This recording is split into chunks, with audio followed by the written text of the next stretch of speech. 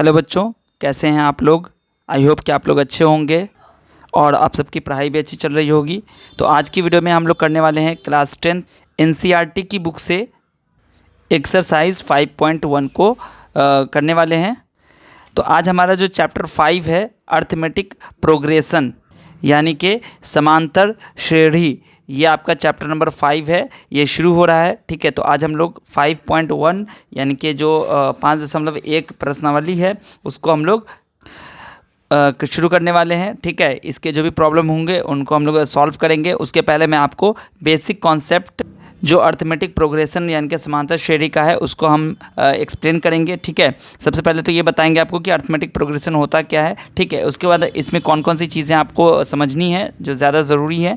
ठीक है, उसके बाद हम लोग देखेंगे कि हम लोग एक्सरसाइज के प्रॉब्लम को सॉल्व कैसे करेंगे। ठीक है, तो वीडियो को पूरा देखिएगा, ध्यान से देखिएगा और जो भी चीज़ अगर नहीं समझ में आती है तो आप मुझे कमेंट सेक्शन में ज़रूर बताइएगा। ठीक है, अगर आपको वीडियो अच्छी लगती है तो कमेंट सेक्शन में आप फीडबैक ज़रूर दीजिएगा और अपने कम से कम 3-4-5 दोस्त को ज़रूर शेयर कर दीजिएगा। ठीक है, वीडियो को अगर अभी तक लाइक नहीं किया है तो प्लीज़ लाइक कर दीजिए। ठीक है, और चैनल को सब्सक्राइब अगर कर लिया तो बहुत अच्छी बात है, नहीं किया तो सब्सक्राइब ज़रूर कर लीजिएगा वीडियो देखने के बाद। ठीक है, यहाँ पर जो हमारा सबसे पहली चीज़ हमको समझना है कि अर्थमेटिक प्रोग्रेशन है क्या। तो यहाँ पर देखिए आपको लिख रहा है, साफ साफ किताब में लिखा हुआ है, आप लोग अपनी किताब में देख सकते हैं कि an arithmetic progression is a list of numbers in which each term is obtained by adding a fixed number to the preceding term except the first term.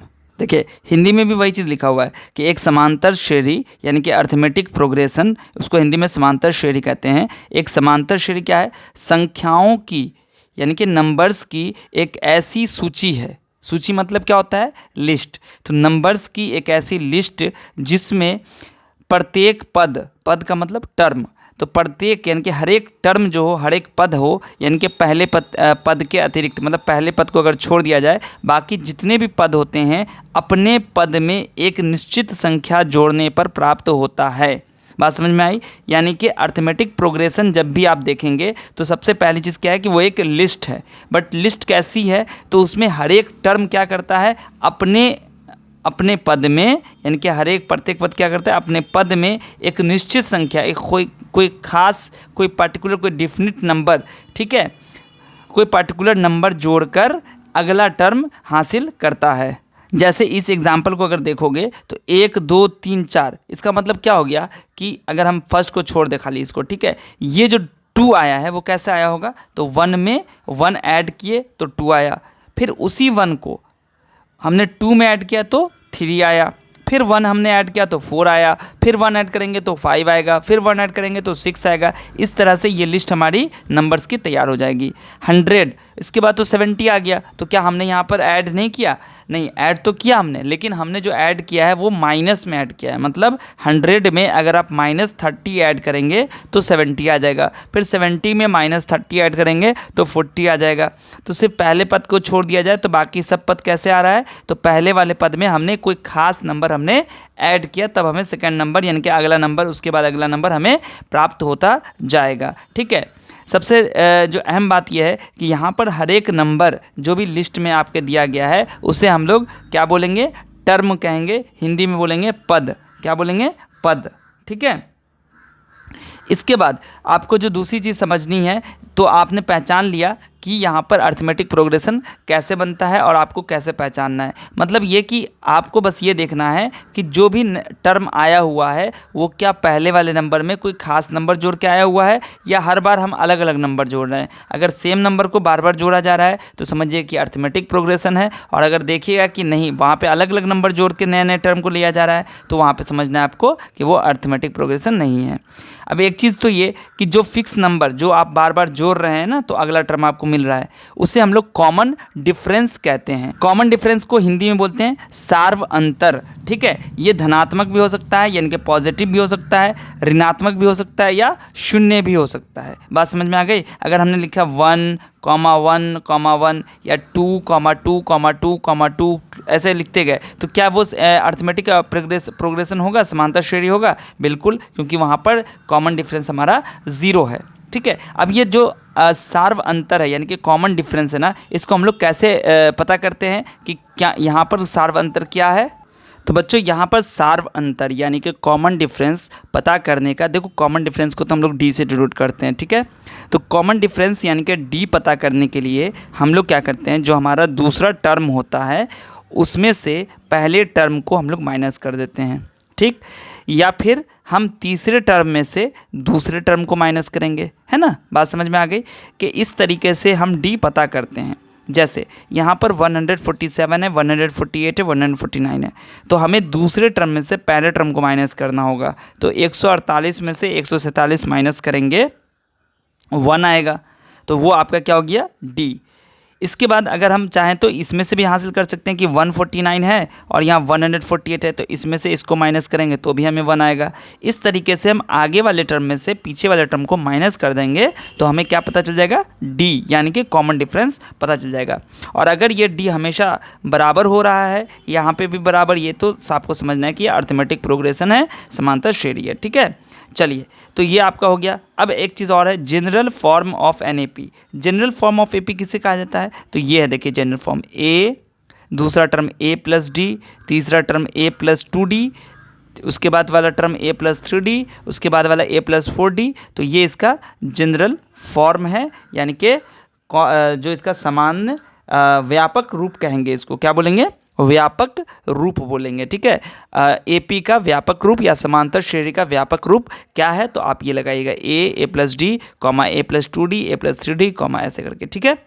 इसके बाद आता है कि देखो, अगर आप देखोगे ऊपर में तो यहाँ पर देख सकते हो कि जो ए से लेकर ई तक का एग्जाम्पल है ना। यहाँ पर जो आपको एग्जाम्पल ऊपर में दिया गया है, इसमें क्या है, फाइनाइट नंबर ऑफ टर्म्स हैं, है ना। बात समझ में आई। यहाँ पे देखो 147 से शुरू हुआ और 157 पे एंड हो गया, -3.1 से शुरू हुआ और -2.5 पे एंड हो चुका है। यहाँ 950 से शुरू हुआ और 50 पे एंड हो गया।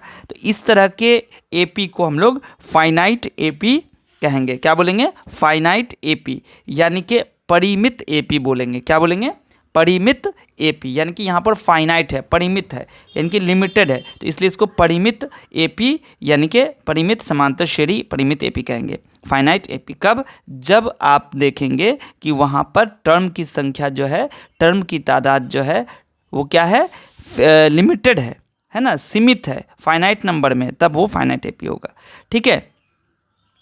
अब इसके बाद यहाँ पर आपको ये भी ध्यान देना है कि उसमें लास्ट टर्म होगा। जब फाइनाइट एपी आपके पास होगा तो उसमें लास्ट टर्म ज़रूर होगा, या आपको कहीं पर दे दे कि देखो इस एपी का लास्ट टर्म ये है, तो बताओ ये आपका फाइनाइट एपी हुआ कि नहीं हुआ, तो बिल्कुल फाइनाइट एपी में आपको लास्ट टर्म देखने को मिलेगा, यानी कि अंतिम पद ज़रूर उसमें होता है, ठीक है। उसके बाद आते हैं 1 से लेकर 5 तक, जो आपने पहले देखा था इसी सेक्शन में, जो पहले इधर 1 to 5 था ना, यहाँ पे देखो अपनी किताब में भी देख सकते हो, ये 1 to 5 जो है ना, देखो 1 2 3 4 आगे डॉट डॉट डॉट हो गया, 100 70 40 10 डॉट डॉट डॉट हो गया, ठीक है। तो यहाँ पे इस तरह के जो एपी आप देखेंगे, इसे हम लोग क्या बोलेंगे, इनफाइनाइट अर्थमेटिक प्रोग्रेशन कहेंगे। क्या बोलेंगे, इनफाइनाइट अर्थमेटिक प्रोग्रेशन, इसको हम लोग बोलेंगे, मतलब हिंदी में क्या हो जाएगा, अपरिमित एपी। क्या होगा, अपरिमित एपी, ठीक है। तो यहाँ तक आपको बात समझ में आ गई। चलिए, तो कमेंट में ज़रूर बताइएगा अगर समझ में आ गई तो। एक चीज़ हमेशा याद रखिएगा कि पहला टर्म आपका ए होता है, उसके बाद दूसरा टर्म आप इसमें ए प्लस डी करके निकालेंगे, ठीक है। तो हमारा जो ए पी होगा वो A1 A2 A3 A4 A5 AN, जो इसका लास्ट टर्म होगा। तो A1 हमारा पहला टर्म है, ठीक है। तो यहाँ पर हमने A1 से डिनोट किया है, बट आपको याद रखना है कि A हमारा फर्स्ट टर्म होगा, हमेशा A इज इक्वल टू आपको फर्स्ट टर्म मानना होगा, ठीक है। उसके बाद सेकंड टर्म को आप A2 मान लीजिए, थर्ड टर्म को A3 मान लीजिए, ठीक है। तो बच्चों अब आप एक्सरसाइज को देखिए, ठीक है। ज़्यादा टाइम हो गया है तो ज़्यादा क्वेश्चन तो नहीं बता पाएंगे, लेकिन थोड़ा सा आपको मैं समझा देता हूँ। एक्सरसाइज 5.1 में in which of the following, first question क्या कहता है कि इनमें से, यानी कि जो सिचुएशन नीचे दिया गया है, इनमें से कौन सा situation does the list of numbers involve make an arithmetic progression and why. कह रहा है कि इन सिचुएशंस को देखिए और बताइए किस सिचुएशन में जो लिस्ट ऑफ नंबर है वो एक अर्थमेटिक प्रोग्रेशन बना रहा है या नहीं, ठीक है। अगर बना रहा है तो बताइए क्यों बना रहा है, ठीक है। तो इसका पहला क्वेश्चन देखिए क्या है, the taxi fare after each kilometre, KM का मतलब kilometre, when the fair is ₹15 for the first kilometre and ₹8 for each additional kilometre. यानी कि इसका हिंदी क्या हो जाएगा कि टैक्सी भाड़ा या टैक्सी का किराया आफ्टर ईच किलोमीटर, प्रत्येक किलोमीटर के बाद, when the fair is 15 rupees for the first kilometre, जबकि प्रथम किलोमीटर यानी कि पहले किलोमीटर के लिए किराया कितना है 15 रुपया, and ₹8 for each additional kilometre, और हर एक अतिरिक्त किलोमीटर के लिए 8 रुपया किराया। ठीक है, तो आपको टैक्सी फेयर बताना है कि क्या ये जो सूची बनेगी क्या ये अर्थमेटिक प्रोग्रेशन यानी कि एपी में होगी या नहीं होगी। यहाँ पर आपको हिंदी में भी क्वेश्चन शो हो रहा है, प्रत्येक किलोमीटर के बाद का टैक्सी का किराया, जबकि प्रथम किलोमीटर के लिए किराया 15 रुपया है और प्रत्येक अतिरिक्त किलोमीटर के लिए किराया 8 रुपया है। तो इसको कैसे सॉल्व करेंगे, तो बच्चों देखिए सबसे पहले तो यहाँ पर जो आपका फर्स्ट है ना, पहला का पहला यानी कि फर्स्ट क्वेश्चन का फर्स्ट नंबर आपको कैसे बनाना है। ठीक है, देखिए taxi fare for first kilometre कितना है 15 रुपया। ठीक है, पहले किलोमीटर के लिए। इसके बाद है taxi fare for first 2 kilometre, पहले किलोमीटर में तो 15 रुपया लेता है, लेकिन दूसरे किलोमीटर कहता है कि अब अगर 1 किलोमीटर से ज़्यादा आप चलेंगे तो पहले 15 रुपया तो आपको लग गया 1 किलोमीटर का, अब जो आप एक्स्ट्रा चलेंगे किलोमीटर तो उसमें आपको 8 रुपया लगता जाएगा, यानी कि पहले 15 रुपया था, अब ये 2 किलोमीटर चल गया इसलिए 8 रुपया और ऐड हो जाएगा, मतलब 23 रुपया हो गया। ठीक है, अब यहाँ पर हो जाएगा taxi fare for first 3 kilometre, फिर से इसमें यही करेंगे कि 23 रुपया तो हो गया 2 किलोमीटर का, अब 3 किलोमीटर जाना है उसको तो 23 + 8 यानी कि 31 रुपया हो जाएगा। ठीक है, अगर आप हिंदी में लिख रहे हैं ना तो यहाँ पर लिखिएगा 1 किलोमीटर का किराया 15 रुपया, 2 किलोमीटर का किराया 15 + 8 23 रुपया, 3 किलोमीटर का किराया 23 + 8 यानी कि 31 रुपया। ठीक है, इस तरह लिखिएगा। अब यहाँ पर आपको लिखना है 4 किलोमीटर का किराया यानी कि taxi fare for first 4 kilometre. ठीक है, तो यहाँ पर 39 हो गया। ठीक है, 31 में 8 जोड़ के, अब ये आपकी जो सीरीज़ बन गई ना, सीरीज़ क्या बन गया देखो, यहाँ पर एक है आपका 15, उसके बाद आपका है 23, इसके बाद है 31, इसके बाद है 39। ठीक है, इस तरीके से ये आपका आगे बढ़ता जाएगा। ठीक है, तो अब यहाँ पर देखो कि जो आप ध्यान से अगर देखोगे तो क्या है कि 23 है, 23 में से 15 घटाएगा कितना होगा 8, 31 में से 23 घटाएगा कितना होगा 8। ठीक है, आप ये आपका A1 हो गया यानी कि A, ये आपका A2 हो गया, A3 हो गया, A4 हो गया, इस तरीके से। ठीक है, तो आप जब घटाएंगे कॉमन डिफरेंस यानी कि D निकाल के चेक करेंगे तो यहाँ से आप D निकाल के चेक भी कर सकते हैं। चेक ये करने की ज़रूरत नहीं है, बस मैं आपको करके यहाँ पे दिखा रहा हूँ कि अगर आप यहाँ पर से जैसे A की कितना हो गया 15 हो गया, अब आप अगर D निकालते हैं तो D कितना हो जाएगा आपके पास A2 - A1, मतलब 23 में से 15 घटाएगा तो कितना आएगा 8। इसके बाद आप अगर D निकालते हैं फिर से तो 31 में से 23 घटाइए तो कितना होगा 8। हर बार क्या हो रहा है आपको 8 आ रहा है, तो इसका मतलब ये हो गया कि यहाँ पर एक लाइन आप लोग लिख लीजिएगा क्लियरली, इतना forms an AP because every term is 8 more than the preceding term, यानी कि ये लाइन आप लिख लीजिएगा। ठीक है, अगर आप हिंदी मीडियम के स्टूडेंट हैं तो आप लिखिएगा चूँकि सभी अंतरों का अंतर सभी पदों का अंतर यानी कि जो सभी अंतर है ना वो समान है, सभी अंतर समान है, सर्व अंतर समान है, सर्व अंतर कितना समान है, इसलिए दिया गया सूची AP में है। ठीक है, बस ये चीज़ आप लिख लीजिएगा। ओके, इसके बाद जो आपका दूसरा क्वेश्चन है उसमें क्या कहता है, यहाँ पे क्वेश्चन है the amount of air present in a cylinder when a vacuum pump removes 1/4 of the air remaining in the cylinder at a time. क्या कहता है कि जो अमाउंट है यानी कि जो हवा की मात्रा है किसमें, एक सिलेंडर में, एक बेलन में, व्हेन अ वैक्यूम जबकि वायु निकालने वाला पंप प्रत्येक बार है ना क्या करता है, रिमूव कर देता है, हटा देता है, बाहर निकाल देता है 1/4 of the air remaining in the cylinder eight A time, यानी कि हर एक बार बेलन की जो हवा होती है अंदर उसमें से हर एक बार हर एक स्ट्रोक में 1/4 यानी कि 1/4 हवा को बाहर निकाल देता है।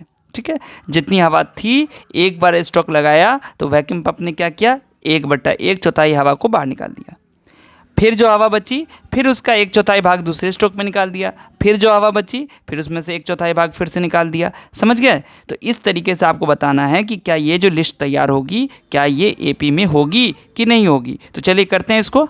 यहाँ पर आपको लिखना है let the initial volume of air in a cylinder be V litre.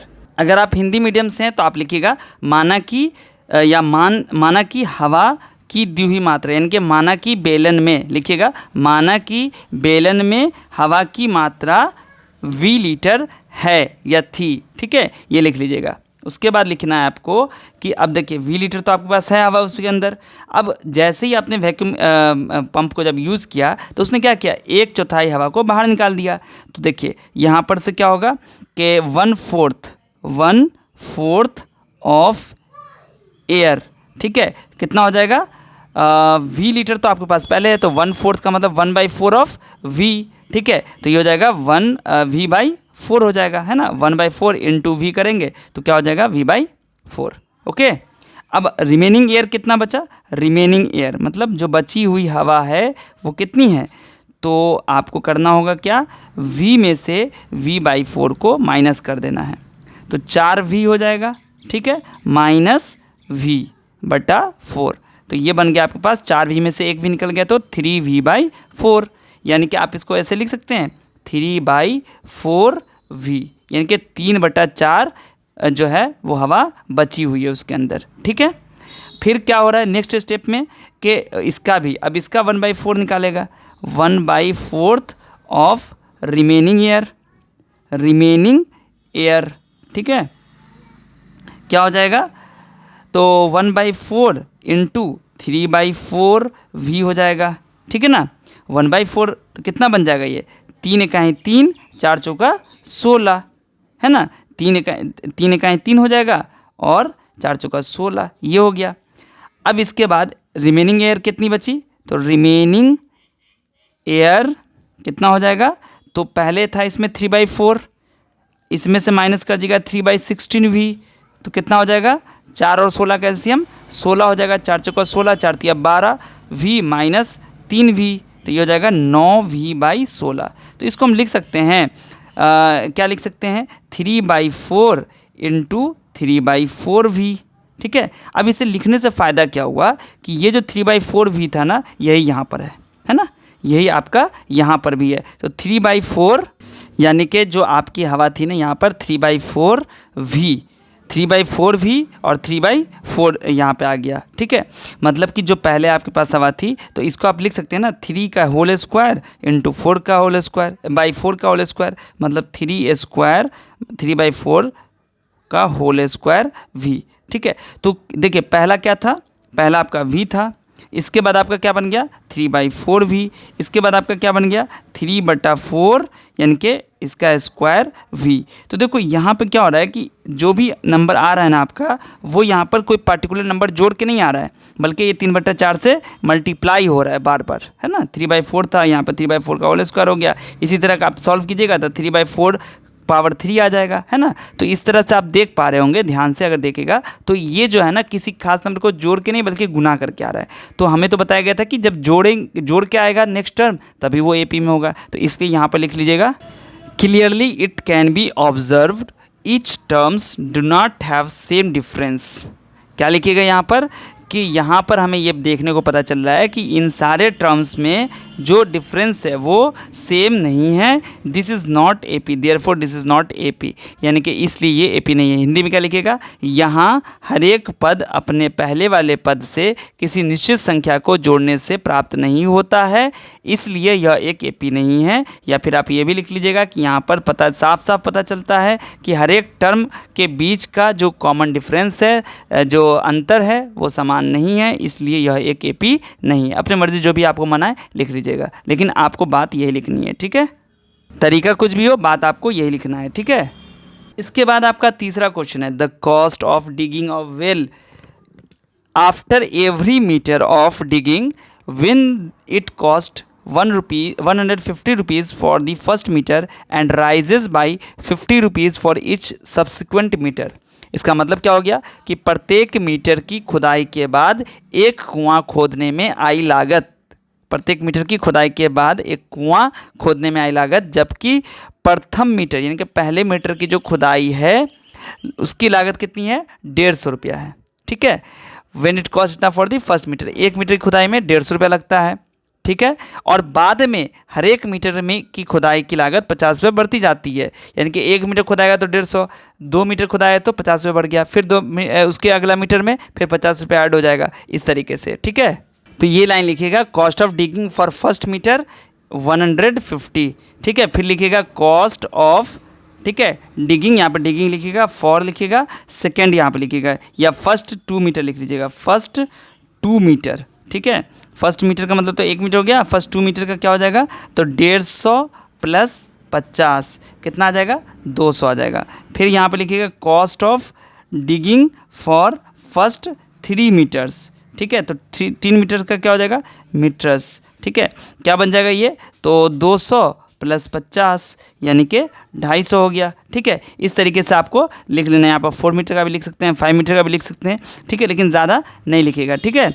इसके बाद आप देखिएगा कि यहाँ पर जो आपका AP है ना, वो क्या है, देखो फिर 150 जो लिस्ट आपकी है वो क्या है 200, इसके बाद 250, इसके बाद इसी तरीके से आता जाएगा, ठीक है। तो आप देख पा रहे हैं कि यहाँ पर जो डिफरेंस है ना 200 और 150 का 50 है, 250 और 200 का 50 है। तो यहाँ पर हम लोग लिखेंगे क्लियरली, ठीक है, 150, 200, 250 फॉर्म्स एंड AP, ठीक है। बस ये लिख लीजिएगा। हिंदी में भी वही लिखिएगा आप कि जो यहाँ पर क्या है कॉस्ट ऑफ डिगिंग है ना, इसका मतलब क्या हो गया कि प्रथम मीटर की खुदाई की लागत, या प्रथम मीटर की लागत भी लिख सकते हैं सीधा सीधी, प्रथम मीटर की लागत बराबर 150, दूसरे मीटर की खुदाई की लागत 150 प्लस 50 यानी कि 200, और तीसरे मीटर खुदाई की लागत 200 प्लस 50 यानी कि 250, ठीक है। ये इस तरीके से आप लिख लीजिएगा, ठीक है। और लास्ट में लिखिएगा यहाँ पर यह सार्वंतर समान नहीं है, यानी कि ये यहाँ पर ये AP, इसलिए यह श्रृंखला AP, सॉरी यहाँ पर सार्वंतर क्या समान है ना, सब में 50-50 का फ़र्क है, इसलिए यह AP है, ठीक है, यह श्रृंखला AP है, लिख लीजिएगा, ठीक है। यह यहाँ पर जो शो रहा है वो भी लिख सकते हैं।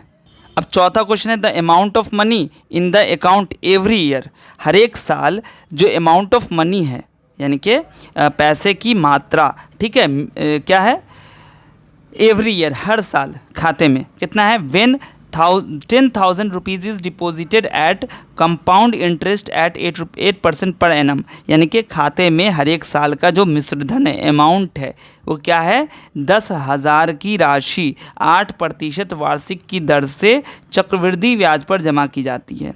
तो अगर हम 10,000 रुपया चक्रवृद्धि ब्याज पर 8% वार्षिक की दर से अगर हम जमा करते हैं तो हर एक साल का जो अमाउंट बनेगा, मिश्रधन बनेगा, क्या वो AP में होगा। आप अगर चाहें तो कैलकुलेट करके भी देख सकते हैं, वो AP में नहीं होगा। लेकिन यहाँ पर कैसे करेंगे इसको, तो वही चीज़ करेंगे हम लोग, यहाँ पर कोई भी अमाउंट मान के सॉल्व करते हैं। तो यहाँ पर आपको जो प्रिंसिपल है वो आपको पता ही है, कितना है प्रिंसिपल, 10,000 है, ठीक है। तो P कितना है, यहाँ पर R% है, यानी कि जो रेट है वो R% है, और एक साल के बाद का मिश्रधन निकालना है। तो देखो P कितना है इसका, A 10,000 है, ठीक है।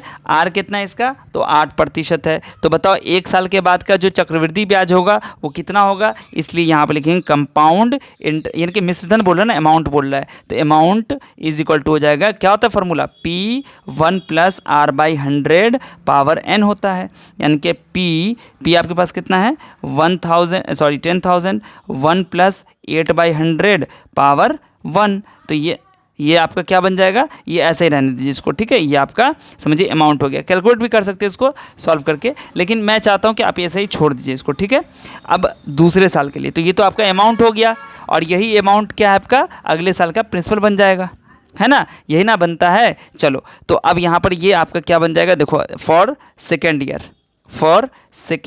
ईयर क्या बन जाएगा जी, तो देखो अमाउंट बराबर क्या होता है प्रिंसिपल, तो प्रिंसिपल आपका तो ये बन जाएगा 10,000, ठीक है, 1 + 8/100, ठीक है, ये आपका प्रिंसिपल हो गया। और इसके बाद आपको क्या लिखना है, ऐसा ब्रैकेट बना के 1 + R कितना है 8/100, एक ही साल के लिए। तो यहाँ पर क्या बन जाएगा, ये 10,000 और 1 + 8/100 पावर 2, क्योंकि 2 बार आ रहा है तो पावर 2 लिख दिया।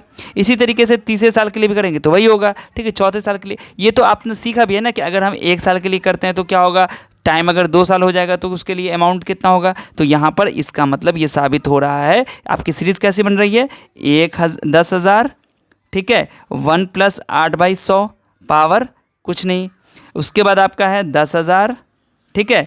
1 + 8/100 पावर 2। इसके बाद आपका कैसा बनेगा 10,000 1 + 8/100 पावर 3। इसी तरीके से आपको बनता जाएगा, है ना। तो यहाँ पे तो आप देख रहे हैं साफ साफ कि यहाँ पर इस नंबर से इनका 1 + 8/100 का होल स्क्वायर यहाँ पे आ गया, यहाँ पे क्यूब आ गया, मतलब इसी से मल्टीप्लाई होता जा रहा है। तो यहाँ पे लिखेंगे कि क्लियरली यहाँ पे लिखेंगे common difference is not same so it is not an AP। ठीक है, सारवंतर समान नहीं है, इसलिए यह AP यानी कि समांतर श्रेणी नहीं होगा। ठीक है, यह श्रृंखला AP नहीं है, या यह श्रृंखला AP में नहीं है।